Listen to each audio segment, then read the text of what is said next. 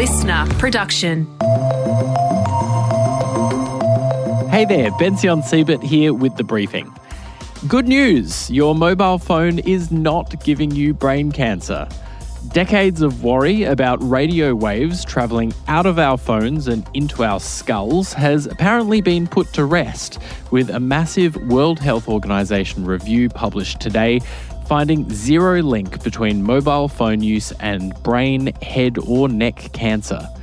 But different groups of scientists conducting different kinds of studies about mobile phone radiation and its effects have suggested the opposite in the past. So how are most of us non-scientists meant to tell who's right? And what should we do about it? Would it change the way we use our phones at all, even if they were raising our cancer risk? Here to break it down for us is Ken Karipidis. He's an Assistant Director of Health Impact Assessment at the Australian Radiation Protection and Nuclear Safety Agency. Ken, thanks so much for joining us. Way back to the time many of us were children, people have speculated that mobile phones might be causing cancer. So at the most basic physical level, what is it about phones that made some people suspect that they could be giving us cancer in the first place? Look, we all love our mobile phones, don't we? But there are two, I think, main things that make people worry. There's this thing about radiation coming out of mobile phones. So as soon as people hear the word radiation, I think they're straight away, that brings alarm bells in anyone's mind. And I think the second bit is that, especially to make phone calls, we hold the phones right next to our head. And I think those two things together bring these alarm bells. Can these devices that we hold next to our head affect our health, especially brain cancer? I think brain cancer is one of those diseases that certainly brings fears to a lot of people. It's important to inform people that radiation is not one thing. As soon as people hear the word radiation, they straight away think of nuclear type of stuff. All the word radiation means, it means energy that travels. There are many different types of radiations, different forms. And the type of radiation that comes out of mobile phones is what we call radio waves. Radio waves are used for all wireless telecommunications. So apart from mobile phones, you've got Wi-Fi, you've got mobile phone base stations, you've got broadcast antennas, Bluetooth, anything that communicates wirelessly uses radio waves. Okay, so we hear the same kind of message about phones and cancer as we do about whether alcohol or chocolate or coffee is good for you. There's some study somewhere in the world that says, actually, this is fine. And then there's another one a few months later that says, actually, this might kill you. Is this systemic review by the World Health Organization the final word on mobile phones and brain cancer? Look, whether it's the final word, it's difficult because every time we say the final word, something new comes up. The best type of research we can do on humans is what we call clinical trials. However, we can only do clinical trials on medicines, on things that are going to bring us benefit. We can't do clinical trials where we put people in the lab, expose them to mobile phones and wait around to see what happens to them. So in essence, the best type of research in order to find out whether mobile phones cause cancer is what we call observational studies. Even though we can't put people in the lab and expose them on purpose, people already use mobile phones. So observational studies in essence, they observe what people do anyway. So although this is the best available evidence that we have, there are problems with observational studies. You're relying on people telling you what their mobile phone use is. And although you can get good information out of people that don't have a disease, you don't necessarily get good information out of people that do have the disease. People that have brain tumours are very eager to find out what caused their brain tumours. And especially when it comes to mobile phone use, they tend to over-report their mobile phone use. In other words, they tell you that they use the phone more than what they actually did. So although this is the best evidence that we have, there are still issues with this type of research.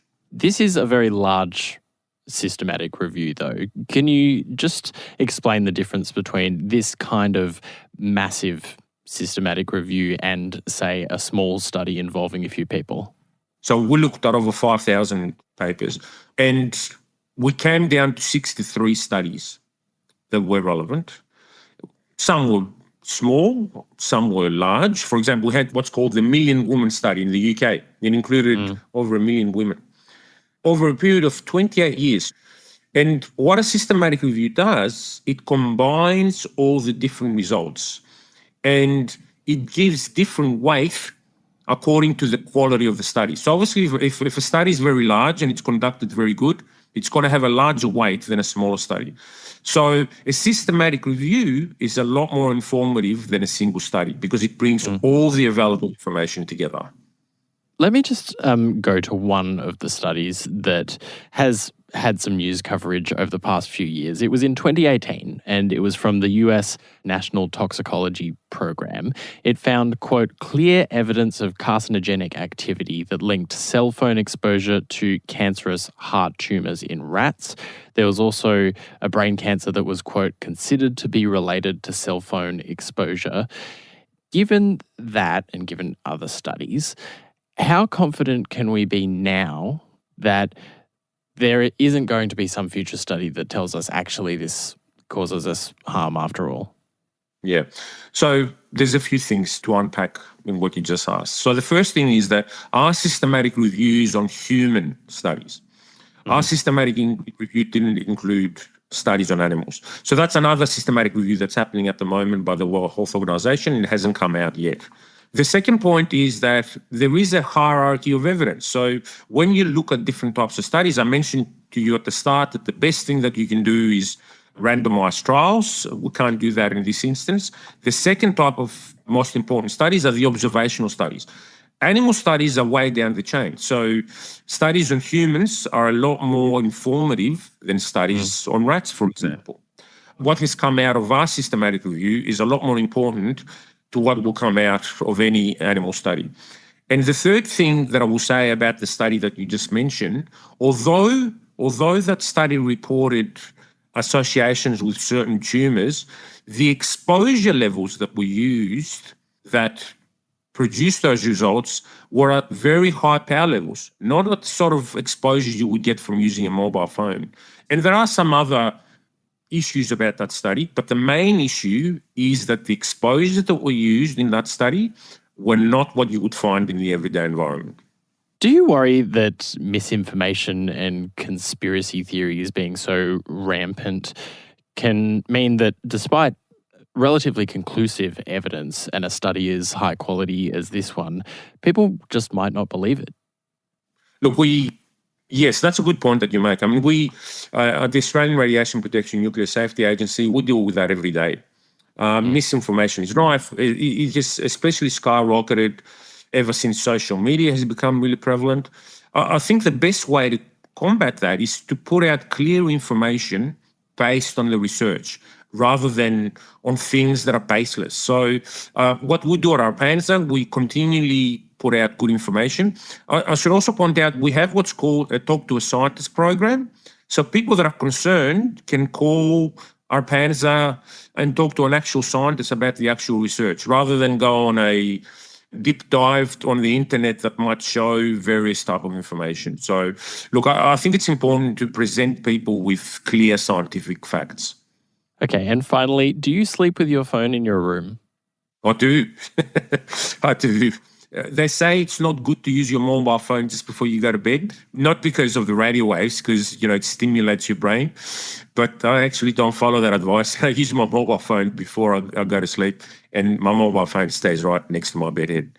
So do I. It's so hard to change behaviour, even if you know it's not quite right. Ken, thanks so much for joining us on The Briefing.